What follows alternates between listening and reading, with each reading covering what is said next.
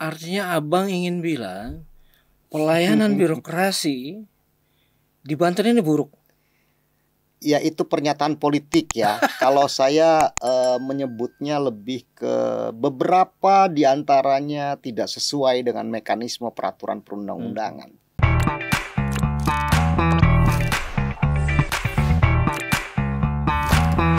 Assalamualaikum warahmatullahi wabarakatuh. Sahabat, jumpa lagi.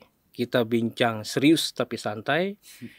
Dan tema kali ini agak berat tapi insya Allah akan menjadi sederhana dengan kehadiran Bang Yanu. Apa kabar Bang? Baik, alhamdulillah. Assalamualaikum Waalaikumsalam warahmatullahi wabarakatuh. Siapa yang gak kenal beliau? Pasti Cooper. Beliau ini adalah pakar hukum tata negara dan pengamat kebijakan publik sekaligus akademisi. Kalau sudah berstatement, insya Allah yang dikritik pasti kucar-kacir. Itu yang bisa saya ambil kesannya Bang. Dan tema kita kali ini kita akan bincang tentang politik birokrasi. Sebelum kita gali keilmuan dari Bang Yanu, untuk sahabat Banten Podcast agaknya perlu juga mengetahui batasan yang paling gampang dipahami apa itu politik birokrasi. Silakan Bang. Ya, politik birokrasi kalau disederhanakan gimana ya? Politik itu kan serangkaian cara ya. Birokrasi itu kan boleh dibilang satu unit khusus yang menjalankan kerja-kerja pemerintahan.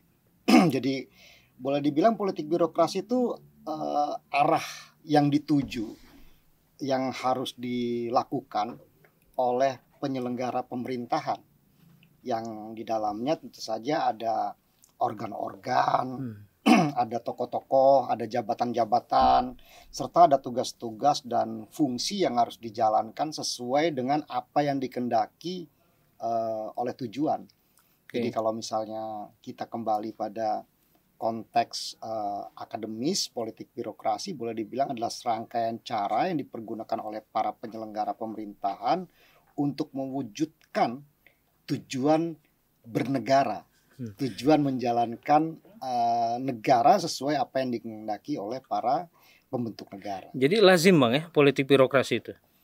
Harus ya. Harus. Penyelenggara tanpa agenda, tanpa tujuan ya kita tidak akan menemukan ujung dari ujung dari semua yang dilakukan oleh birokrasi adalah menjalankan roda pemerintahan untuk mewujudkan apa yang diinginkan oleh konstitusi atau Undang-Undang Dasar Negara Republik Indonesia. Beda tentu dengan politisasi birokrasi Bang.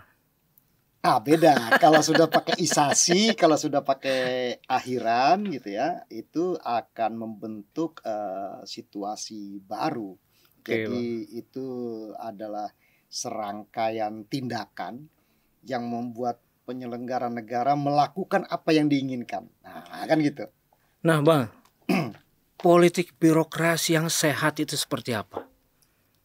Pada prinsipnya karena kita konstitusi ya, Undang-Undang Dasar Negara Republik Indonesia tahun 1945 itu tegas menyatakan bahwa Indonesia negara hukum, pasal 1 ayat 3 dalam Undang-Undang Dasar Negara Republik Indonesia. Dan kita sudah meyakini itu adalah jalan yang akan kita pergunakan untuk mewujudkan tujuan bernegara yang terdapat di dalam pembukaan Undang-Undang Dasar 1945, mensejahterakan kehidupan bangsa, memajukan masyarakat dan sebagainya. Semua yang terdapat di dalam pembukaan Undang-Undang Dasar itu menjadi sebuah agenda yang wajib dipenuhi oleh para birokrat yang menjalankan politik birokrasinya.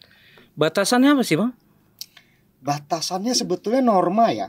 Karena kita tidak punya batas yang lain kecuali peraturan perundang-undangan. Kembali karena kita adalah negara hukum, maka batas yang dibuat untuk menjaga semua agenda birokrasi itu sesuai dengan apa yang diinginkan ya tujuan peraturan perundang-undangan itu sendiri.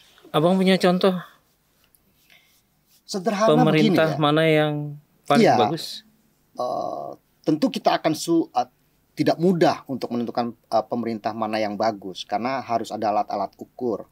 Tapi salah satu alat ukur yang paling mudah itu adalah pemerintahan yang tidak KKN. Korupsi, kolusi, nepotisme, kemudian ramah kepada warga negaranya, jadi pelayanan publiknya akan lebih bagus, kemudian juga sesuai secara prosedur di dalam melaksanakan tugas dan fungsi jabatannya, kemudian juga konsisten dengan tujuan dan arah tugasnya, dan banyak-banyak lagi ya saya kira. Boleh nggak ditawar Bang, kayaknya terlalu ideal itu, yang moderat. Soalnya kalau bisa, itu peraturan. Kalau peraturan nggak bisa ditawar-tawar. Soalnya contohnya agak susah itu untuk menunjuk salah satu provinsi misalkan di Indonesia. Kali Abang setuju? Ya tentu saja kan kita berproses ya. Bernegara ini kan tidak kemudian langsung jadi. Saya kira banyak juga contoh negara-negara lain yang itu juga tidak lebih baik daripada Indonesia. Tetapi di Indonesia sendiri juga kita mengalami terus perbaikan. Mulai dari masa awal-awal berdirinya negara sampai dengan masa Orde Baru dan Orde Reformasi. Harusnya kita sudah masuk pada tahap selanjutnya karena Orde Reformasi adalah satu orde yang meyakini ada kesalahan di dalam penyelenggaraan birokrasi yang terlalu mengikuti apa yang diinginkan oleh kekuasaan.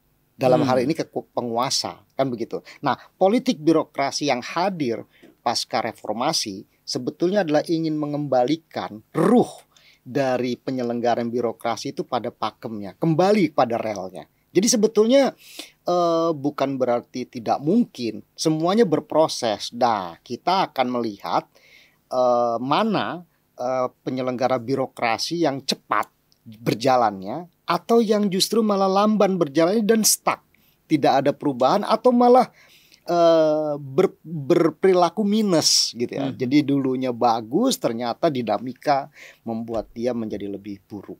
Nah, Bang, prediksi Bang Yanu menjelang 2024, seperti apa politik birokrasi di Indonesia? Saya meyakini bahwa seharusnya atau idealnya politik birokrasi akan kembali pada relnya setelah semua berjalan dalam satu koridor peraturan yang tersistematisasi. Jadi sistemik bekerjanya. Kenapa? Karena kan kita sudah menggunakan konstitusi ya sebagai pemandu utama kehidupan bernegara. Kita sudah yakin bahwa negara ini dikelola oleh satu lembaga eksekutif yang itu menurunkannya ke dalam organ-organ pemerintahan. Nah, organ-organ pemerintahan ini sudah semakin baik sebetulnya secara normatif, secara peraturan perundang-undangan, semua sudah kalau kita bisa menyebutnya itu seperti puzzle. Sudah ada plotnya. Sudah ada sudah tinggal diterapkan.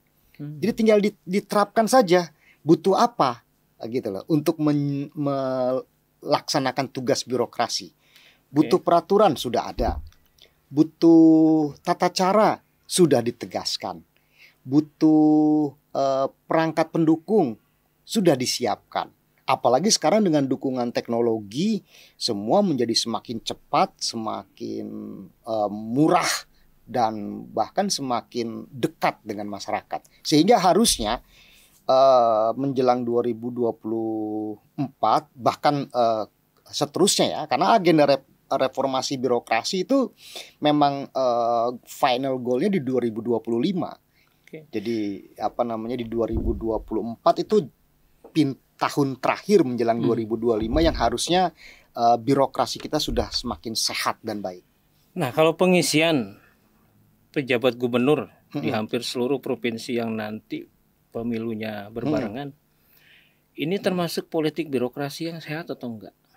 Saya kira karena ini adalah perintah dari peraturan perundang-undangan, para pembentuk undang-undang sudah berpikir kan, sudah mendesain bahwa memang kita punya komitmen untuk menyelenggarakan sebuah proses politik yang diserentakkan pada satu waktu, sehingga ada beberapa daerah yang sudah habis masa jabatannya dan perlu diisi untuk sementara waktu supaya tidak terjadi kekosongan pemimpin, tidak terjadi kekosongan jabatan. Sehingga sejalan dengan prinsip penyelenggaraan reformasi birokrasi yang punya pemimpin yang bisa dijadikan sebagai rujukan dan semua bisa berjalan optimal. Walaupun separuh periode dari jabatan PJ Gubernur itu tidak dipilih. Sebetulnya tidak ada masalah karena sebetulnya kalau kita melihat konstitusi ya, negara ini sebetulnya dipimpin oleh seorang presiden.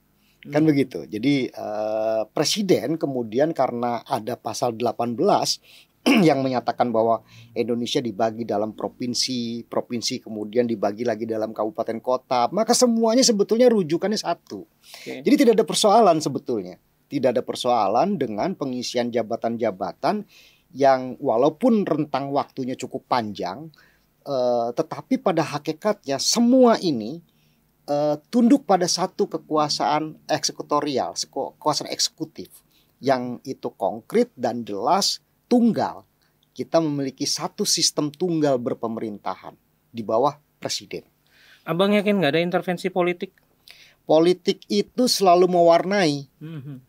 Dia tidak pernah hilang dan selalu menjadi atmosfer dalam segenap kehidupan kebangsaan. Jadi tidak perlu khawatir dengan politik. Tidak perlu dikhawatirkan. Oke. Artinya biarkan ini menjadi mekanisme yang kita harus percaya bagian dari dinamika yang sekuat-kuatnya dinamika politik, karena kita sudah komitmen untuk melaksanakan konstitusi. Tegas, Indonesia adalah negara hukum, tidak dipimpin oleh politik, sehingga politik adalah satu kondisi objektif yang akan mempengaruhi hukum. Maka ada beberapa ahli yang bilang bahwa hukum itu dipengaruhi oleh politik. Tetapi dinamika politik juga sebetulnya distimulasi oleh peraturan perundang-undangan dan hukum. Nah, Bang, nggak lengkap kalau kita bicara politik birokrasi tanpa membahas politik birokrasi di Banten. Punya catatan apa, Bang? Agak berat ya ngomongnya. Tetapi kita melihat bahwa ada beberapa dinamika yang secara objektif harus kita beri underline gitu kan, diberikan garis merah bahwa ada derajat penurunan kualitas birokrasi di Banten, dan ini terbukti menurut saya dengan banyaknya kekosongan peta jabatan. Jadi sebetulnya kita tidak perlu terlalu dalam melakukan analisa. Organisasi yang baik adalah organisasi yang tumbuh, kemudian berkembang dan berubah sesuai dengan peraturan perundang-undangan. Ketika organisasi itu dilekatkan oleh satu posisi yang sifatnya ad hoc sementara, maka sebetulnya itu ya bukan organisasi yang baik. Begitu aja. Ini persoalannya, kelemahannya pada persoalan karakter kepemimpinan, strong leadership yang lemah, atau memang sistem yang agak susah juga untuk diakselerasi pada Ya, tadi di awal sudah disampaikan ya bahwa menyelenggarakan pemerintahan di Indonesia itu simple, sederhana. Semua sudah ada aturannya. Semua sudah ada plotnya. Jadi seperti menaruh puzzle, kan gitu. Ya, kalau kita tidak terlalu banyak menafsir, emang tugasnya eksekutif tidak boleh menafsir. Nah, gitu. Jadi sudah ada plotnya. Jadi mau apa sebetulnya? Jadi kalau kita mau bilang apakah itu terkait dengan persoalan leadership, mau tidak mau ketika meletakkan satu batang puzzle ke dalam plotnya itu, yaitu memang leadership. Jadi mutlak strong leadership dalam arti yang baik ya, strong leadership, keinginan dari seorang pemimpin untuk melaksanakan peraturan yang berhubungan dengan agenda birokrasi dan penyelenggaraan pembangunan itu mutlak diperlukan untuk memastikan penyelenggaraan pemerintah seperti yang dikehendaki oleh peraturan perundang-undangan. Bang, ini agak agak harus digarisbawahi ini bahwa ketika kita bahas politik birokrasi di Banten terjadi penurunan derajat Ya, sampai pada tingkat yang signifikan kalau bisa disimpulkan dari penjelasan Bang Yanu begitu. betul. Efektivitasnya gimana, Bang? Iya, secara objektif ketika organisasi itu dikelola dengan cara yang tidak sesuai dengan prosedur dan mekanisme penyusunan organisasi, apapun itu, apapun jabatannya, apapun sebutannya, ya pasti tidak akan menghasilkan pekerjaan sesuai. Jadi indikator-indikator kinerja yang menjadi performa kunci dari sosok birokrasi ideal yang diharapkan tidak akan mungkin mewujud kalau misalnya proses pembentukan organisasi itu juga lemah. Artinya Abang ingin bilang pelayanan birokrasi di Banten ini buruk. Ya, itu pernyataan politik ya. Kalau saya menyebutnya lebih ke beberapa diantaranya tidak sesuai dengan mekanisme peraturan perundang-undangan. Itu biarlah teman-teman dari ilmu politik yang mengambil porsi itu gitu ya. Karena Bang, saya kalau dari ilmu agama nggak amanah ini Bang artinya. kalau dari sisi aspek hukum kenegaraan ya tidak sesuai dengan ketentuan peraturan perundang-undangan kan begitu. Masuk lebih dalam Bang. Iya. Ini berlarut-larut ini persoalan sekda. Ada komentar? Sekda nggak ada persoalan. Oke. Kalau saya beranggapan dengan merujuk pada asas utama di dalam penyelenggaraan pemerintahan, dalam pembentukan organisasi, ada satu asas yang namanya contrarius actus. Siapa yang menentukan, dialah yang menyelesaikan. Nah, intinya kan seperti itu. Jadi yang menentukan jabatan, ya dialah yang menyelesaikan jabatan itu. Begitu saja. Artinya pada polemik di mana publik menganggap ada dua, nggak ada dua sekda. Sekda satu. Di seluruh provinsi di Indonesia ini sekda satu. Apakah dia provinsi, kabupaten, kota? Di semua provinsi dan kabupaten kota sekretaris daerah itu ya satu. Yang lain itu ya pengen-pengen jadi sekda gitu kan. Atau pura-pura sekda. Bang Yan memang kiasannya tajam. Jadi sahabat udah bisa nentukan tuh siapa yang pura-pura jadi sekda, siapa yang ingin jadi sekda. Iya, karena memang dalam tata organisasi penyelenggara pemerintahan hanya satu. Bahkan bukan cuma sekda, kepala UPT satu, kan begitu. Apalagi misalnya kepala sekolah satu, kan gitu. Nah, kalau satu yang benar yang mana nih, Bang? Hah? Pak Al Muktabar atau Pak Mutarom? Yang ada SK-nya. Sederhana. Jadi kita itu menyelenggarakan pemerintahan ini jangan pakai tafsir. Jangan pakai tafsir lagi. Yang ada SK-nya yang mana? Ya sudah, itu saja. Gitu loh. Dan SK yang memang sesuai dengan peraturan perundang-undangan. Oh ya jelas. Karena ketika SK itu tidak sesuai peraturan perundang-undangan, dalam baris akhir, ketentuan terakhir, ketentuan penutup, apabila terdapat kesalahan akan dirubah sebagaimana mestinya. Kalau bertahun-tahun tidak pernah dirubah sebagaimana mestinya, berarti tidak ada kesalahan. Nah, kalau nggak sesuai SK, Bang, artinya berkonsekuensi terhadap produk hukum yang ya semua. dilahirkan. Kalau kita menjalankan kehidupan tanpa keputusan yang jelas, tegas, terukur, ya pasti akan menimbulkan konsekuensi dong. Simple betul cara berpikir, cara ini ya, sederhana. Oke. Jangan dibuat, ya kan sekarang ini banyak. Saya membaca beberapa pendapat, beberapa polemik lah di media. Ya saya kira karena terlalu banyak menafsir. Gitu loh. Padahal kita nggak perlu menafsir lagi. Pemerintah itu sudah memberikan guidance yang jelas, panduan yang jelas, terukur, sistematis, mulai dari undang-undang sampai dengan peraturan yang lebih teknis, peraturan pelaksananya. Semua sudah ada, ya tinggal dijalankan saja. Jangan lagi pakai bahasa kami masih ini, masih itu. Kan begitu. Akhirnya yang muncul apa? Kekamiannya itu. Padahal norma tidak menunjuk orang dan tidak menunjuk subjek. Gitu loh. Norma tidak pernah menunjuk orang, norma tidak pernah menunjuk subjek. Jadi jangan menafsir dengan kami. Oke Bang, sahabat clear ini. Artinya tanpa tafsir semuanya sudah sesuai prosedur seharusnya. Karena kita negara hukum. Gitu. Karena kita negara hukum. Nah Bang, gak kerasa nih menjelang 30 menit. Yeah. Saya pingin ada satu closing statement Bang.